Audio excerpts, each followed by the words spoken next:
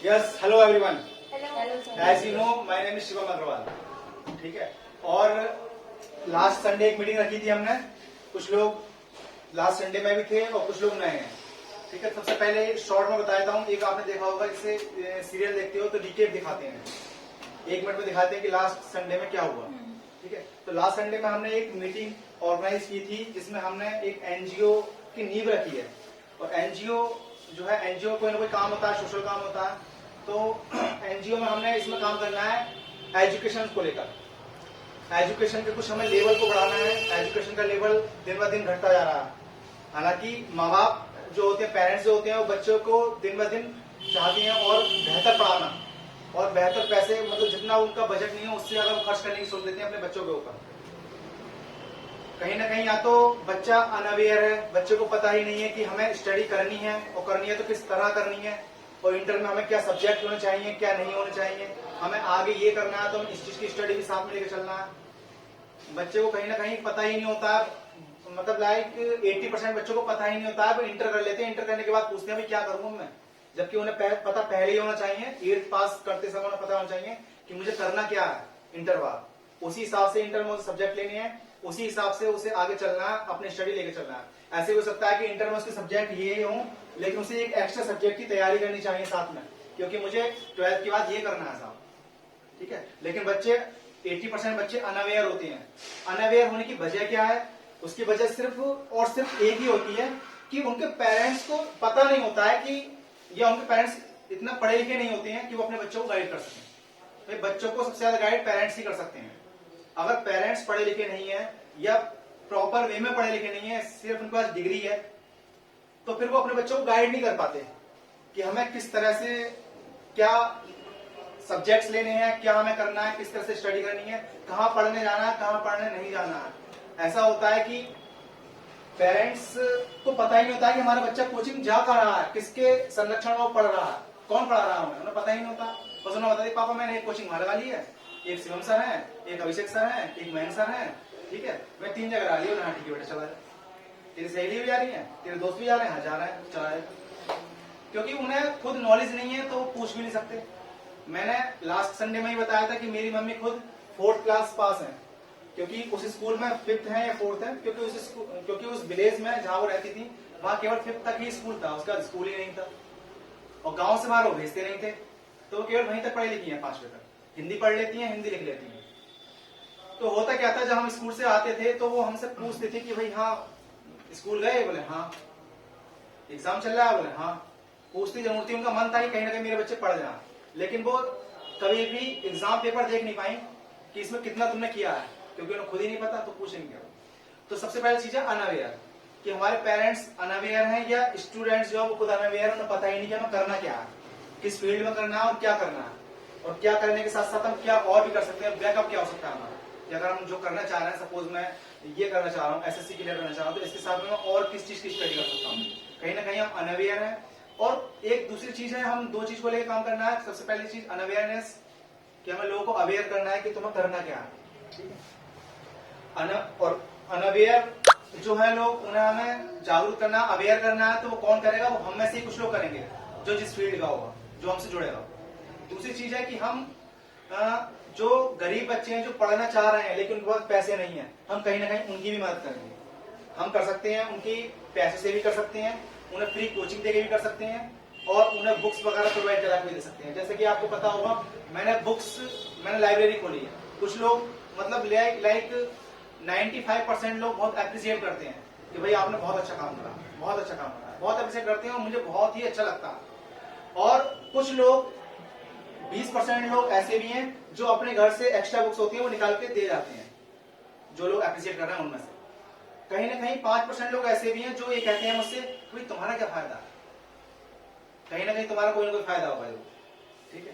तो मैं उनसे कहता हूँ कि हाँ इसमें मेरा फायदा ही है, मैं फायदे के लिए कर रहा हूँ, बिना फायदे के आदमी कोई काम नहीं करता है, फायदा ही है.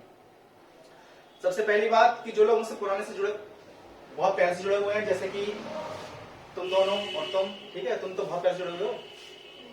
Yes, I always forget names. ठीक है, रोहित एंड अभिनव और वंशिका, तुम तीनों और एक तुम 4 लोग सबसे पुराने मेरे जुड़े हुए हो. तुम लोग जानते हो मुझे कि मैं हमेशा देश को लेके बात जरूर करता हूँ, ठीक है। मुझे देश से बहुत ज्यादा प्यार है। देश अपना है, शहर अपना है, लोग अपने हैं। मैंने कभी पढ़ाते हो तुम्हें ध्यान होगा, तुम इतने टाइम से पढ़ते हो, और मैंने कभी ये भी नहीं कहा कि भाई हिंदू या मुसलमान, मुझे इससे कोई फर्क नहीं पड़ता। मैं सिर्फ बताना है कि अपने देश के हैं, मेरे अपने हैं, मुझे अपने को लेके काम करना है। इसी वजह से मैंने लाइब्रेरी स्टार्ट की। होता क्या है, लाइब्रेरी का काम भी क्यों शुरू किया मैंने, दो बातें हुई मेरे साथ। एक तो ये कि मेरे शॉप पे वर्कर्स काम करते हैं, 4 वर्कर्स हैं, और वर्कर्स तो खैर ये है कि मुझे उनसे काम कराना है। जो मेरे इवन जो मार्केट में जो चाय बेचते हैं, मैं उनसे ही भाई के बात करता हूँ, भाई चाय भेज दियो। तो उनका जो छोटा वाला बच्चा आता है ना, उसका तो बाबू चाय जो है मतलब बड़ा कुल्हड़ में लेके आना, ठीक है। मैं रिस्पेक्ट जरूर देता हूँ, चाहे छोटे से छोटा बंदा हो, चाहे बड़े से बड़ा हो। चाय वाले भाई को भी मैं भाई करके बात करता हूँ। मैं चाय, जैसे कि मार्केट में और सब लोग ओए हे ऐसे करके आवाज लगाते हैं, मैं कभी ऐसे आवाज नहीं लगाता, ठीक है। सीधा सा सिद्धांत है, प्रिंसिपल है कि रिस्पेक्ट दो और रिस्पेक्ट लो। रिस्पेक्ट जिस इंसान की तुम हमेशा कर रहे होगे, वो कभी भी तुम्हें डिसरिस्पेक्ट से बात नहीं करेगा, कभी भी नहीं करेगा। इवन तुम अगर पापा से भी बहुत रिस्पेक्ट से बात करते हो हमसे, तो पापा भी तुम्हारी कभी इंसल्ट नहीं कर सकते। तुम्हें पता है कि मेरे 3 बेटे हैं, लेकिन ये बेटा जो है मुझसे बहुत ज्यादा रिस्पेक्ट से बात करता है। कभी ऊंची आवाज में बात नहीं करता, कभी आंखें मिला के बात नहीं करता, आंखें झुका के बात करता है, ठीक है। पापा जी कह के बात करता है, जो भी मैं कहता हूँ वो मानता है। तो वो भी उन 2 बच्चों को बहुत ज्यादा डांटेंगे, उसे नहीं डांटेंगे। तो रिस्पेक्ट दोगे तो रिस्पेक्ट मिलेगी। तो बात कर रहा था मैं बुक्स की। हुआ क्या कि मेरे शॉप पे जो वर्कर्स हैं, उनमें से एक का नाम है लक्ष्मी, मेल है, नाम लक्ष्मी, जेंट्स का भी होता, ठीक है, लक्ष्मी नाम। उनका बेटा इस समय इंटर में है। तीन बेटे हैं उनके, और तीनों ही सीबीएसई बोर्ड में पढ़ रहे हैं।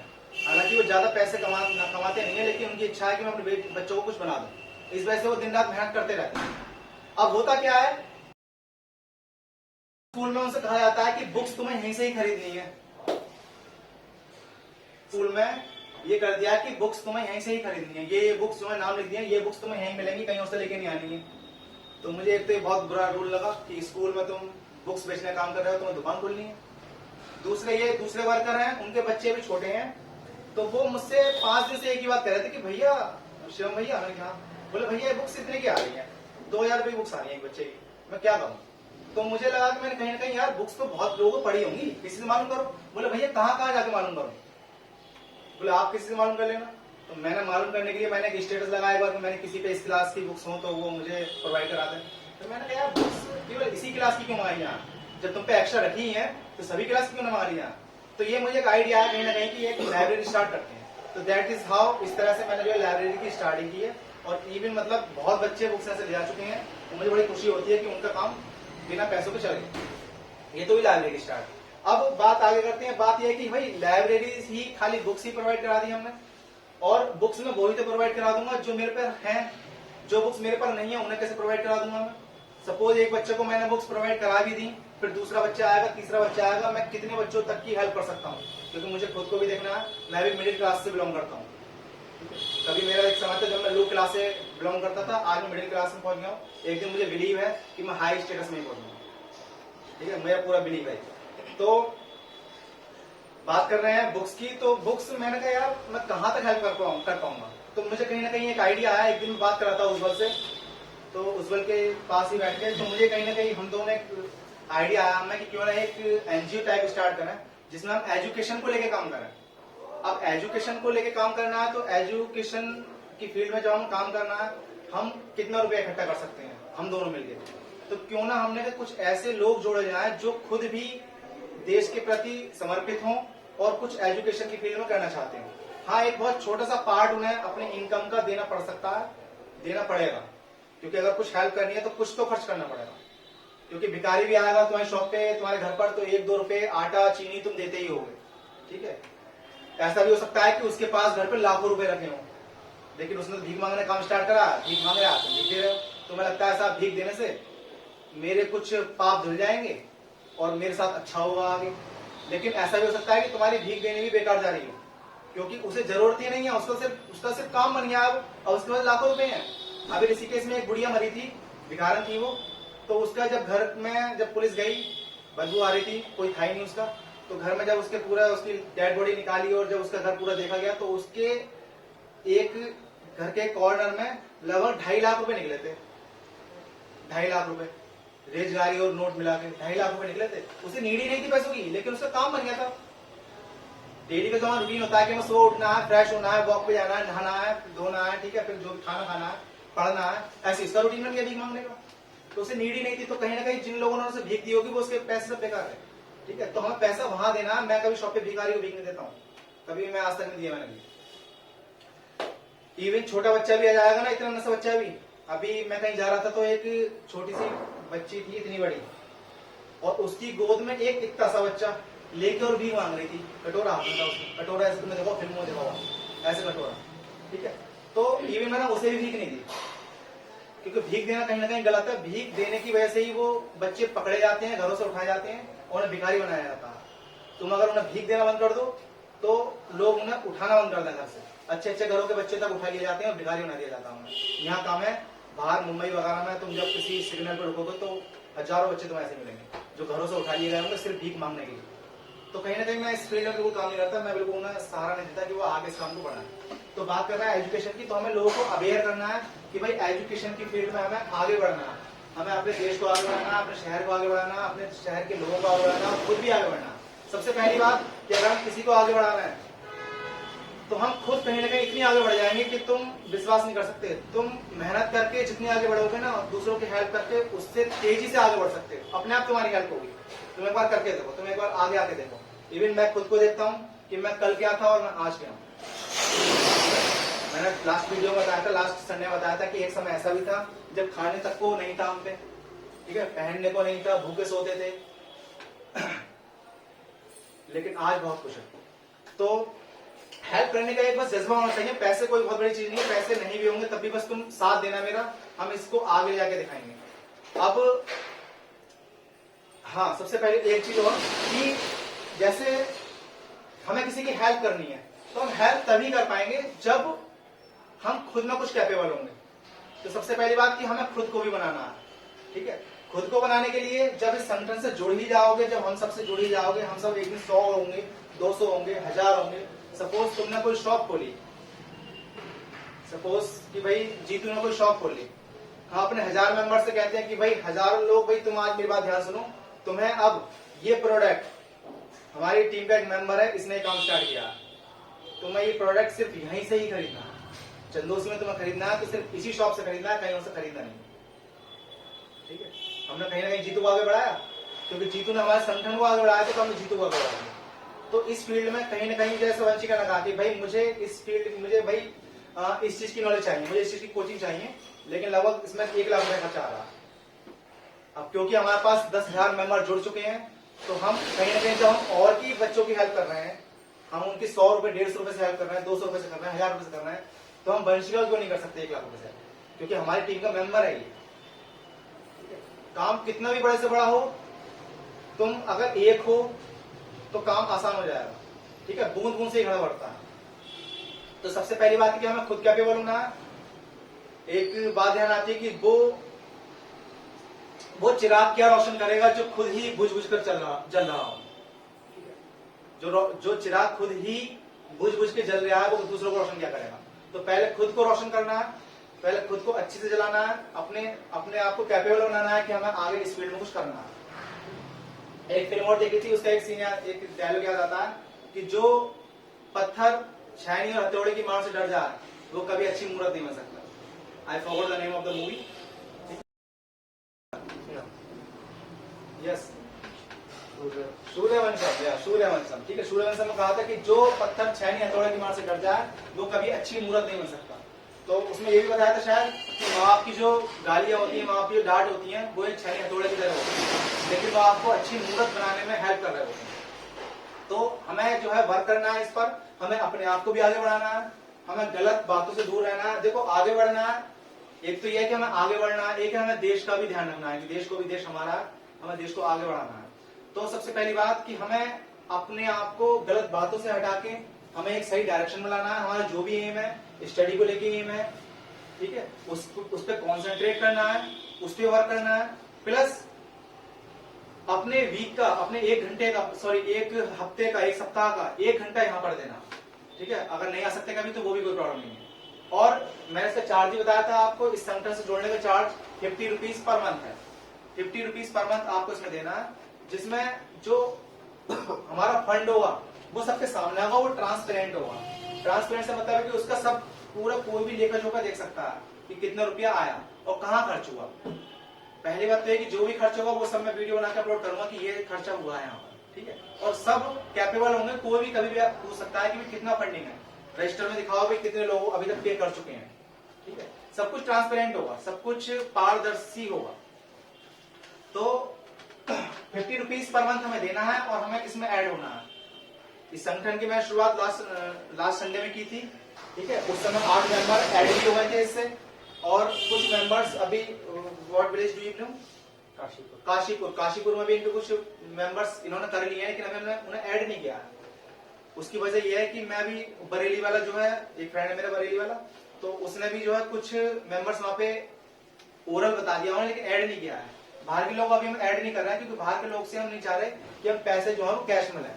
हम चाह रहे हैं कि रजिस्ट्रेशन चल रहा है अभी हमारा एनजीओ का, रजिस्ट्रेशन हो जाएगा तो फिर इसका एक करंट अकाउंट खुलेगा, वो अकाउंट ऑनलाइन होगा, तो उस पर कोई भी पे करेगा तो सीधे अकाउंट में ही पैसा जाएगा। अभी बाहर के लोग सोचेंगे पैसे कैश ले रहे हैं, पता नहीं खुद क्या कर रहे हैं। क्योंकि कभी कभी ऐसा होता है, हमारे शॉप पे भी 1-2 बार पैसे लेने 1-2 आदमी आए, बोले भाई वहां जा रहा हूँ मैं, माता की चौकी लगाऊंगा, ये लगाऊंगा, 50 रुपए दे दो। तो हमारे मुझसे निकलती है पिए भाई, पौवे के लिए इकट्ठे कर रहे हैं ये, ठीक है। तो कहीं ना कहीं हम ये नहीं चाह रहे कि कहीं किसी से कैश लें तो वो ये सोचे हमारे बारे में। तो इसलिए हमने अभी बाहर के लोगों से अभी हम कोई पैसे नहीं ले रहे हैं, बाहर के लोगों को सिर्फ हम ऐड कर रहे हैं अपने संगठन में। जब अकाउंट खुल जाएगा तो जो जिसे हम ट्रेजरर बनाएंगे, एक ट्रेजरर बनाना होगा, खजांची होगा, ठीक है। वो ही सारा लेखा जोखा रखेगा कि कितना रुपया आया, कितना रुपया खर्च हुआ।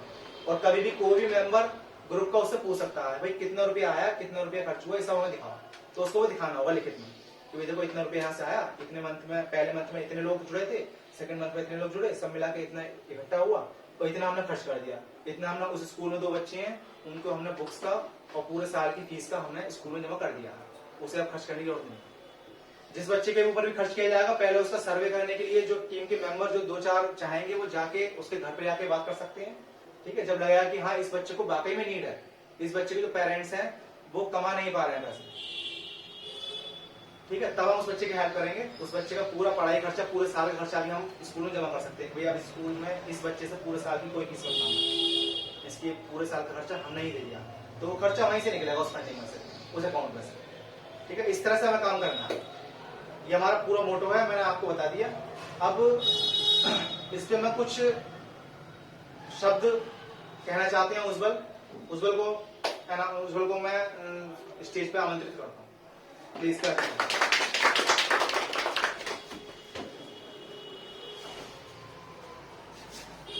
नमस्कारम, जय हिंद एवरीवन। मेरा नाम उज्जवल है एंड सर ने काफी कुछ कह दिया है, वैसे फिर भी मैं उसमें कुछ ऐड ऑन कर रहा हूँ। जैसे कि आप सभी को पता है कि हम एक एनजीओ स्टार्ट कर रहे हैं, हम सब, सिर्फ सर नहीं, हम सब एक एनजीओ स्टार्ट कर रहे हैं, क्योंकि एनजीओ एक बहुत ही डेलिकेट जोन है, बहुत ही नाजुक है।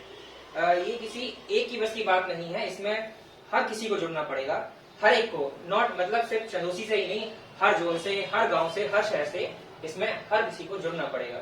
अब एनजीओ होता क्या है? एनजीओ एक नॉन गवर्नमेंटल ऑर्गेनाइजेशन है जिसमें हमारी गवर्नमेंट का कोई भूमिका नहीं होती है। हाँ, रजिस्ट्रेशन कराना पड़ता है गवर्नमेंट से, बट उसमें जैसे कितना पैसा आया भाई, कितने करोड़ दे दिए, उसका कोई मतलब गवर्नमेंट को नहीं होता है। अब जैसे हम किसी से डोनेशन मांगते हैं, फॉर एग्जांपल किसी से कहते हैं कि डोनेट करो हमारे इसमें, तो आपको एक क्वेश्चन एनकाउंटर करेगा, वो ये कह सकते हैं हम आपको क्यों डोनेट करें। पहला क्वेश्चन जरूर करेगा। मैंने पूछा है एक दो लोगों से नहीं, कई लोगों से पूछा है, उनका पहला क्वेश्चन 1-2 का ये था कि हम आपको ही क्यों डोनेट करें, हम खुद भी कर सकते हैं। तो उन डोनर्स को ये मेरी रिक्वेस्ट है कि आप जो पहुंच होगी, आपकी रीच, वो कुछ लोगों तक होगी। पर एक जो ऑर्गेनाइजेशन होती है, एक एनजीओ होता है, उसके पास एक लेखा जोखा होता है, एक डेटा होता है कि कहाँ क्या हो रहा है, वहां पे कैसे लोग हैं, कैसी सोसाइटी में कैसे लोग रह रहे हैं, उनके बारे में उसका डाटा होता है। तो तुम्हारा पैसा एक बार को सही जगह ना पहुंच पाए, जब तुम डोनेट करते हो एक एनजीओ को, तो तुम्हारा पैसा जो होता है वो एक सही जगह तक पहुंच पाता है बहुत ही कम टाइम में। अब आते हैं एक क्वेश्चन पर कि बहुत से कहते हैं कि हमारा जो भी है हम खुद भी अपना ओपन कर लेंगे, या फिर ऐसे अपने मोहल्ले में हम कहीं भी किसी को दे देंगे, तुम्हें देने से क्या फायदा है। ठीक है, आप एनजीओ में डोनेट ना करें तो एक ऐसे ह्यूमैनिटी का अपना दिमाग में जरूर रखें। क्या होता है कि अब मैं ये किसी का कोई ऐसा प्रेशराइज नहीं है कि भाई डोनेट ही करो। सबसे पहले हम सबको एक जरूर अपना माइंड में एक मोटो रखना चाहिए, ह्यूमैनिटी परमो धर्म। सबने अभी तक ये सुना होगा अहिंसा परमो धर्म, बट आपको अब ये एक दिमाग में रखना है, ह्यूमैनिटी परमो धर्म। एक डायलॉग सबने सुना होगा, क्या ही लेके आए थे क्या ही लेके जाओगे, वो सबसे गलत है। ठीक है ना, वो प्रूव ऐसा क्या करना है, हमें यहाँ से हम खाली हाथ तो आए हैं, बट हमें यहाँ से ब्लेसिंग्स लेके जाना है, हमें यहाँ से गुड डीड्स करके यहाँ से जो भी हमें कुछ मिले वो लेके जाना है। चाहे वो हम वर्चुअल है, हर चीज देखी नहीं जा सकती, बहुत सी चीज वर्चुअल होती है, ब्लेसिंग्स होती है गॉड की वो वर्चुअल होती है। ठीक है ना, कुछ चीजें नहीं देख पाते, तो बस यही है कि हमें ये करना है। और इस अच्छा दूसरी बात, क्वेश्चन एक और इनकाउंटर होता है भी तुम्हारा लोगो क्या। अभी फॉर एग्जांपल अभी आप वो करें तो लोगो जो है हमारा कुछ टाइम बाद आएगा इस ऑर्गेनाइजेशन का, और टाइटल भी कुछ टाइम बाद आएगा। उसके लिए आपको हम में, हमारी ऑर्गेनाइजेशन में और हमारी वॉलंटियर्स में आपको फेथ रखना पड़ेगा, क्योंकि बिना फेथ के, बिना किसी चीज के ये एनजीओ चल ही नहीं सकता। अच्छा, अब डोनेट, अब जब हम होते हैं इसके पार्ट हैं, एनजीओ का पार्ट होता है, डोनर होता है, वॉलंटियर्स होते हैं और बोर्ड मेंबर्स होते हैं। तो आप कुछ भी हो सकते हैं, आप डोनेट भी कर सकते हैं। आप कहते हैं नहीं हम वॉलंटियर नहीं बनेंगे, हमारे पास इतना टाइम नहीं है, तो आप डोनेट करें। अगर आप चाहते हैं कि नहीं हम डोनेट भी करेंगे, हम वॉलंटियर बनेंगे, वॉलंटियर और डोनर में क्या फर्क है। डोनर को पैसा देना है और बस देखना कि कैसा क्या होना है बस। वॉलंटियर का काम ये होता है, वो सारी चीज को हैंडल करता है, लोगों को समझाता है कि एनजीओ किसके बारे में है। वैसे हमारा एनजीओ सर ने बता ही दिया है, एजुकेशन बेस्ड है, एजुकेशन पर्पज के लिए है, बट जैसे जैसे ये धीरे धीरे ग्रो करेगा हम इसे और बड़ा बनाएंगे, हम इसकी और डायमेंशंस को भी फाइंड करेंगे कि हम क्या क्या कर सकते हैं। बट छोटी शुरुआत है, छोटी नहीं, मैं इसे छोटी नहीं कहूंगा, ये बहुत बड़ी और बहुत ही इनक्रेडिबल शुरुआत है। बस साथ चाहिए, क्योंकि ये एक सोसाइटी के लिए है, ना ही ये कोई पर्सनल है, ना ही कोई प्राइवेट है। और तो हम फंड रेजिंग कैसे कर सकते हैं। फंड रेजिंग के लिए हमारे 3 टाइप होते हैं, तो प्राइवेट होता है और हम गवर्नमेंट से भी कह सकते हैं कि हाँ भाई हमें फंड की जरूरत है। ठीक है, तो बस अब वॉलंटियर्स बता दिए मैंने। वॉलंटियर्स क्या करना होता है कि बस हमें लोगों तक जाना है। अच्छा, बहुत से लोग कहते हैं भाई नहीं मैं लोगों तक नहीं जा सकता, मैं उनसे नहीं कह सकता कि डोनेट करो ये करो, बट करना पड़ेगा कुछ लोगों को। ये हमारा एक फंडामेंटल रूल होना चाहिए कि हमें लोगों की मदद करनी चाहिए। ठीक है ना, फंडामेंटल क्या होता है, मौलिक, जिसपे कोई ऑब्जेक्ट नहीं कर सकते, ऑब्जेक्ट नहीं उठा सके, जैसा होता है ना फंडामेंटल राइट्स होते हैं हमारे। हाँ, वैसे ही हमारा फंडामेंटल एक टैगलाइन होनी चाहिए कि एक बुक थी पंडित श्रीराम शर्माचार्य जी के, गुरुदेव हैं, उन्होंने कहा था कि ह्यूमंस वो है जो सोसाइटी के लिए कुछ करते हैं, सिर्फ वही ह्यूमंस हैं जो सोसाइटी के लिए कुछ आउटपुट दे पाते हैं। If you are not giving anything output for a society, you are not any human being. ये एक फंडामेंटल लाइन है, एक मैं बोलता हूँ हमेशा अपने दिमाग में कि अगर हम अपने आप को ह्यूमन बीइंग को प्रूफ करना चाहते हैं तो हमें सोसाइटी के लिए करना पड़ेगा कुछ ना कुछ, तो थोड़ा सा ही सही। और ये जो हमारा एनजीओ है ये उसका एक वे है, तरीका है।